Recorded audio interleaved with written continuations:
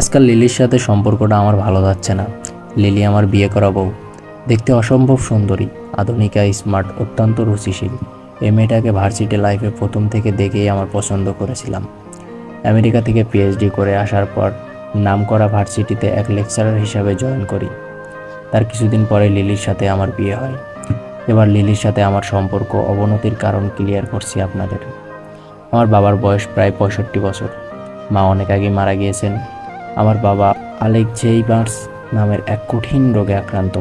এই রোগে আক্রান্ত হলে মানুষের হিতাহত জ্ঞান থাকে না। সে কাউকে চিনতে পারে না, ঠিকমতো কথা বলতে পারে না, সব কিছুই ভুলে যায়। বাবার সেবা যাতে ঠিকমতো হয় এজন্য একটা কাজের মহিলাকে রেখেছিলাম।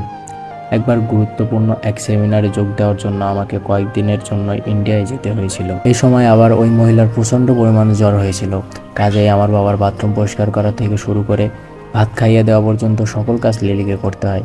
ইন্ডিয়া থেকে বাসায় আসা মাত্রই লিলি আমার সাথে প্রচণ্ড ঝগড়া শুরু করে। তার লাগেজ গুছিয়ে সে বাপের বাড়ি চলে যায়।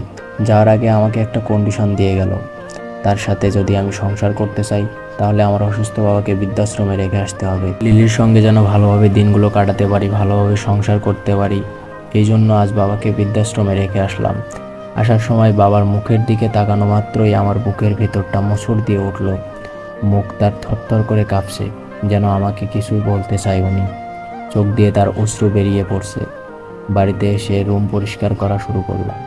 আমার প্ল্যান, এই রুমে আমি পার্সোনাল লাইব্রেরি বানাবো। হঠাৎ বিছানার নিচে ধুলাবালি ভরা একটা ডায়েরি পেলাম। পরিষ্কার করে সেটা পড়তে লাগলাম। আমার বাবা লিখেছেন, আজ ভরা পূর্ণিমার চাঁদ উঠেছে। চাঁদের জোছনার মতো আমার সংসারের আলোকিত করে আজ আমার ছেলে জন্ম নিয়েছে। আমি জানি আমার এই ছেলেই একদিন তার ভালোবাসার আলোকে আমার জীবনের অন্ধকারগুলো দূর করবে। আমি কথা দিচ্ছি তার কোনো কষ্ট আমি রাখবো না। আজ আমার ছেলের আকিকা। নাম রেখেছি তার শামসুদ্দিন হেলাল।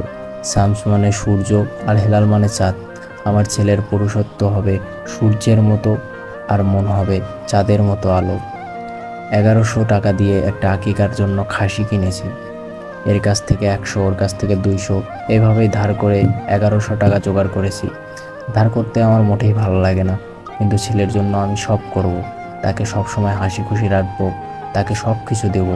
সে যা চাবে তাকে আমি সবই দেবো। প্রয়োজনে নিজের জীবনটা হলেও দিয়ে দেবো আমি। অনেক কষ্ট করে তাকে চোখে চোখে রেখে তাকে মানুষের মতন মানুষ করেছি। সে অনেক বড় হয়েছে। আজ আমার মনটা খুব খারাপ। আমার ছেলে আজ আমেরিকায় পড়াশোনা করতে যাবে। আমার গর্বিত হওয়া উচিত, কিন্তু আমি আজ খুব কষ্টে আছি।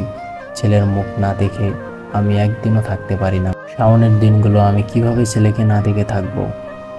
বাবার এই কথাগুলো শুনে আমি সঙ্গে সঙ্গেই ডায়েরিটা বন্ধ করলাম। ডায়েরির আর একটা বাক্য পড়ার মতো আমার ক্ষমতা নেই। খেয়াল করলাম আমার দু চোখ কান্নায় ভারী উঠেছে। বাথরুমের দরজা বন্ধ করে কিছুক্ষণ নিঃশব্দে কাঁদলাম। আয়নায় তাকিয়ে দেখি দু চোখ দিয়ে রক্ত বর্ণিত হয়ে গেছে। সে রক্তবর্ণ চোখ নিয়ে আমি সে রাতেই বাবাকে বৃদ্ধাশ্রম থেকে বাড়িতে নিয়ে আসলাম।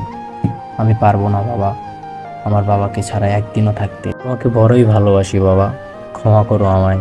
আমার ভুলের জন্য তুমি আমাকে ক্ষমা করে দিও বাবা।